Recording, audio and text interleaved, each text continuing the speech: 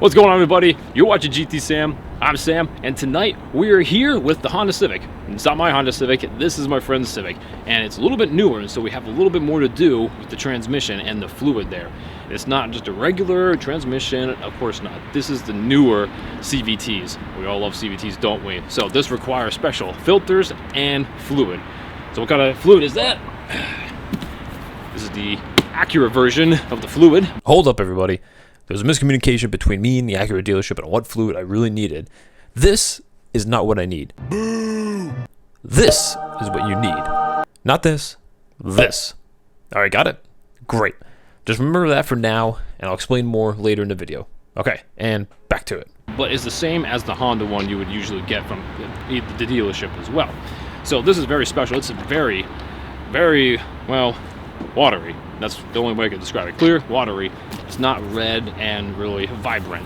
So this is what you're going to use, putting it back in there. You don't want to use anything else like the Valvoline Max Life or anything similar to that. You want to make sure you stick to the OEM stuff, especially for a Honda. Now, what we have to do, well, we'll be changing the fluid, of course, and then we're going to be doing the filters as well. There's the one right in the front, and so we'll be tackling that, and it shouldn't really be too bad. It's going to be, we'll show you how to do it by removing the battery tray, and the filter that sits there as well. First, we have down below here, behind all this battery and the connectors and the brackets, all the way down in there. Now you can see right down in there, that greasy section over there. Yeah, the black top with the greasy section. So that's our fill port and where to check the fluid as well for the transmission. This is the transmission filter housing down in here. And so that's where the one transmission filter is, and that's what we're going to take off after we remove all the batteries. So we're doing great work, and as I mean Paul. So we had to go ahead and get the battery out of here. These took, we had to take out these 8mm bolts. We had to loosen them up, take the battery and the battery tray out. And then now we have this whole battery bracket tray too. So we're gonna have bolts here at 12, one hanging onto the air intake box as well, and then you have some on the frame holding the whole bracket in. If you are getting stuck here, I'm gonna give some advice. You can remove this intake hose going for the box, as right here. Now when you remove that, there's gonna be a rubber band that kind of comes out, and it's probably gonna break like this. So be prepared for that. You can try to reuse it, but you're better off probably replacing it at that point. So this gives us a little more room for this bolt right down in here. You have to remove that with a 10 still. It is free! The bolt right down here is not easy, so what we have to do, essentially, you got a socket in your small 10. You're gonna have to push against this back hose here a little bit. Don't worry, it's flexible. Push against it, and then get your socket on the bolt, and you have to, I had to press on the back of this while I was turning it, and then it's able to come loose. So, right now, see, all comes out, but very crusty. So a little bit not better now. So that's one more of the way. Now you can move on to the bolt back here and right back there on the frame. What we're working on now is we have the whole car jacked up, the two jack stands and the jack. I'm going to come over there for your support for safety. And then the wheels are chalked in the back. Don't forget that. But we need to get this transmission plastic pan off. Take some Phillips, go ahead and get that, and good to go. If you want to go all out with this fluid and filter changes, there's two filters, not just one, there's two. So you need to go underneath and get this aluminum metal pan out of the way. You're gonna have a lot of like this plastic tabs you pull. You have to get those out of the way. You're gonna have a lot of Phillips head screws. And then you're gonna have some bolts too. Where the bolts come into play, are going to be some in the corners. It's like there's about two top corner, and then in the back there's one tab. So the rest of the plastic in the way as well. Damn. I hate the tabs too, my friend. And as we are complaining about the tabs, there's one right back there, one in the middle, and the one in front of his face. 4-letter words coming down on my face. Yes. And this is what we were trying to get to. This is the transmission pan. So we have, like 15-20 bolts all the way around. We're gonna get to this drain bolt. There is a check plug right up here, right here. So this is where, when you're putting the fluid in, you'll monitor things right here, just to make sure you don't overfill it. So that's gonna be crucial for later on. You have take that out. But for now, we've got the plastic out of the way. We're going in. We're going to go back to the top, get the filter out, and start draining the fluid. Next great part is removing this battery tray. What you want to do, so you have these two things that slide in on the actual frame, on the actual bolts. So I would highly suggest you leave bolts in place. You have to go find them later. We did take that one out, but you know, that one's easier to find, but this one, forget about it. You won't find that later. So now we have this glorious view of the transmission filter housing. It's in the fluid line. So we might lose a little fluid, but I think we'll be okay. As long as we drain it out first, it shouldn't be too bad. So let's get the draining, the stinking thing. That's what we gotta do is open the drain plug. So it's just gonna take 3/8 and go ahead and get a 3/8 ratchet. So sometimes I don't like doing that right off the bat, but sometimes you kind of have to. You know, I don't want to break anything. Oh, woo! All right, see how dark it is. It is actually very dark. Because remember, this fluid needs to be clear, actually. So look here. Ooh, it smells like a farm, like manure and everything. Right on top of there, you see all the gunk build up in those shards. Well, this is normal wear and tear. You can see that's just all from the transmission.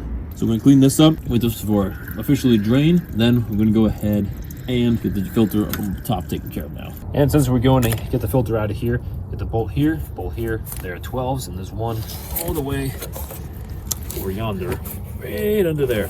But we got this stuff out of the way. So what we want to do is unplug this, the 10mm bolt for this bracket right on the side there. Just slide that out of the way, make life a lot easier. A little tricky to kind of get the both, but now we can get to this 12 just a little bit easier. These two bolts, mighty easy to do, but the one all the way underneath, not really. So it's like right, well, under here if you can ever see it. But what to do is take this, you have a little longer socket for a 12mm, and then your ratchet, you're pretty good to go. So right now it's really loose. If you reach down here, loosen up the rest of the way. Fluid's already coming out and going into my pan down below. So it's gonna be hopefully just a little fluid, not a colossal amount. But there we go. We have the Z-bolt. Big reveal. We are now apart. Got the last bolt out.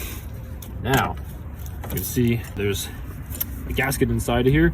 We're gonna go ahead and you can usually keep that if it's not too bad and flat, which right now actually still has a decent amount of life left. So you can go ahead and reuse that, or if you have the part, go ahead and just replace it. So set that out of the way. Time for the big reveal. What do we have here for the filter? This one. Just kind of pry from the top. Boop. There we go. As long as it don't hit around the actual casing of the whole compartment. So here we go. Yeah. That's pretty good. Nice and brown, nice and dark. Remember, this is supposed to be a bright red. So let me go and give you a comparison here. Observe, bright, nice, fresh red, and this is genuine Honda. It's the only thing you want. It's genuine Honda. And let's compare again. Oh yeah. So there we have it. So this is going to be up here. This is the gas you're going to replace.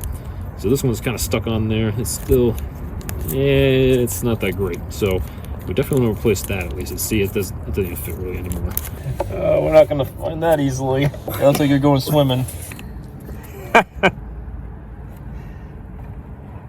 that wasn't too bad actually, so that's good. And it's filter replacing time, so we got the new gasket right here, filter, the old stuff. Now you have all the parts right here. I'll leave the parts and numbers in the description below so you can find that out later for yourself. Now, let's get this all done. All I have to do is there we go. Slide that on like that. Well, that was easy. That was the easy part of the whole day. Once you have your new gasket set in place, you just go ahead and take your new filter and gasket as well. You just want to go ahead, push that in, and do a little pop. Fresh gasket. So, boop, there it is. Nice sealed into place. The filter housing is back in place here. Bolt on top and the bottom there. Make sure you don't over tighten. Remember, the bracket right here. This whole thing right here and that 10 right there. Remember, put this back in for your sensor. Yep. And then don't forget your friend down below. If you are a hardcore transmission filter clean person, like me, then you're gonna be under here next. We are getting the transmission pan out, and we're replacing the filter inside here as well. There's two. So this one in here, we went ahead, and these are all 10mm bolts, so we went ahead and cracked them, and then we only had this one really tough one. So it's right here. What I found out best to do, give your transmission a little bit lift, use a block of wood, or like a rubber piece like this, that's meant for jacking up the car. Put it in a nice spot. I put it right by the drain pan. Only lifted it about like 2 inches. I was able to get my 10mm up right here. You have to wrap your hand. You have to get your arm and hand up here in front, and then you have to have it flat like this, and then you could get the bolt out. It's a little tight, but once it starts moving really well. Don't despair, you'll be okay. Now, time to get the rest of these out. Drop this pan. We're draining. We got all the bolts out, and the best way to get this whole pan off is right here. Get a big long screwdriver in between these two spots here. It won't damage anything. Give it a little push, and then it cracks, and then starts to drain from the back. Nice and easy, nice and easy. There it comes. We're doing very well, I would say. So you can see, this is some pretty darn clean fluid. There's nothing hanging out here, no metal shavings, and actually, so we have our hot magnets right here. Got two right here. A little goop, but that's the normal wear and tear. After 100,000 miles, not too shabby. The pan is nice and clean. A little residual fluid, I'm not too worried about that, but the magnets, nice and clean. Clean at the bottom of the pan, and here is our new in filter. So look at that, nice and bright. Just remember, two bolts come out of here. One, this really long one goes here, the shorter one goes here. And day two. You wonder why is it on day two? Yeah, that's a great question. Well, we got a little sidetracked, slightly bamboozled. We got the wrong fluid. We got the CVT fluid for the first gen transmissions for the CVT. We need the second gen CVT fluid right here. So this is the HCF2 transmission fluid. This is what you need. And on top of your dipstick, you should have like a little symbol that kind of looks like that, like a little piece of sticker, paper, or tape, or something like that. So if you have that, that's great, but still, check your owner's manual, and like that's what it told us as well. I was about to go ahead and pour some into here. I literally opened it, and I was like, wait a minute, let me look and see the back of this and see what it says. And it was like saying on the back, this is not for second gen CVTs. And I was like, we should probably check this out. This is a little suspicious. So we did. So I was right and I was wrong, but I was mostly right. So now we're really right, and now we have this. 4 quarts of this, so able to go to the Honda dealership right down the road and get them. So make sure you do that. And so now, let's officially fill this car up and take it out on the road. Right now, I'm gonna go ahead and pour some stuff in. Then we gotta go ahead and get the check bolt down below, well, undone and checked. Right in front of the transmission we're gonna be, and this big bolt right in front of you, that's what you need to do. So 17, take your wrench onto it, and then you might need a little bit of a breaker bar on there too, because it is on pretty tight, but right now, I just went ahead and cracked it. So, let's see if they're coming out yet. All right, so Paul's gonna be up here, I'm pouring. We're gonna watch the fill now. All right, hold up. We're looking good. We have the bottom all snapped back together and in place. Looking good. Everything's where it needs to be. No leaks or drips. Oil levels are good. All we have to do now is go ahead and get this car down on the ground, and we have to go test drive it out to make sure nothing else leaks. So, there we go. It's officially time to get this car tested out. So we're gonna go ahead, start it up, let the fluid run a little bit, then we're gonna blow through the gears, 3 seconds each. So, hit it, Paul. It starts! Ready to go through the gears? Yeah. All right, remember, foot on brake, and like each one 3 seconds. Good. All right, so we turn it off now and just check the fluid level. Next part we have, this is for if you want to be officially official, you gotta go back to the bolt over there, and then we have to go ahead and just check it. So that means we have to take over the check bolt, and then if any fluid comes out, that's good. If not, well, then we add a little bit more. I went ahead. It's actually pretty. It wasn't too bad. So I had to really reach my hand down there. 17mm. Right it down. It's a little hard to see it over here, but you can do this. So you kind of see where my arm is. So my arm's kind of wedged between the EGR valve piping here, and it's going straight down to the right. And then I have my 17mm wrench extended out. And once you look down there, you find the bolt, and then you're able to get a good leverage on loosening and tightening. So it's already loosened up. Now just get it by hand. Loosen up all the way and start start doing some investigation. Also, you can stuff a rag down there on the ground for where the plastic shielding is, and it doesn't make a ton of mess, but you should probably still go ahead and put down your bucket. So right now, nothing's coming out, so we'll go ahead and start adding a little bit more fluid then. Go ahead and pour it in the fluid in very slow. That's not slow enough. Because I gotta watch it see if it comes out, so right down over yonder. Hey, that's it. It took all 4 quarts. Want to put everything in. We got the check bolt back in. We have the top plug back in too, and we got the whole rest of the system all taken care of here. So now we're gonna pack up, clean up, and take it for a test drive. Go through the same thing again. We're topped off on the fluid. E-brake is on, foot on the brake. We'll roll through the gears real quick, just a little bit. I'm gonna let this warm up just a little bit in temperature, at least before the sea blue temp light goes off until it actually gets to normal there. So once we're out of that range, I kind of want to get going because I want the fluid to all be nice and warm and lubricating well inside the whole system, because that's just me. And well, my Acura's been going almost 300,000 miles so far. So well, everyone, so far this is an uneventful trip, which is great. We'll take that. We'll have to give it a little bit of gas, so we'll go on the highway and loop around here, see what it does. We're back from the test drive, and, well, nothing really to report here. We had smooth driving, the transmission did well, the engine is great, and the rest of the car is doing fine as well. So that wraps this up, and we had a little bit of issues along the way there, but remember, just be sure to use the right CVT fluid. And I bet you thought this was going to be just a simple drain and fill with the transmission filter change. Nope, we went to 2 filters. We went for the one up top, we did the drain and fill with the fluid, and we got the one that was internal at the bottom. We moved the whole tray too. So guys, what do you think of this video?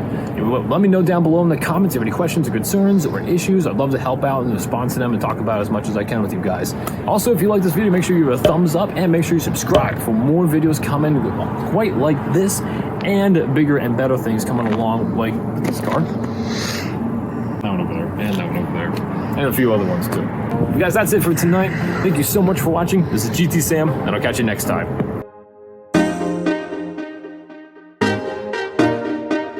Back up. Let's get out of here. It's getting cold. It is cold. It's cold as this metal pan. Yep. Yeah. All right. He's cool. All right, everyone. Oh, what the heck? All right. I only had the one unlocked from earlier. I know. With my key. Yeah. Whoa. Maintenance resetting. Wow, this is intense. I've never seen something like this before in my life. Blown away. My Acura's been going almost 300,000 miles so far, so take that and put your pipe and smoke it, pro. Okay. Okay.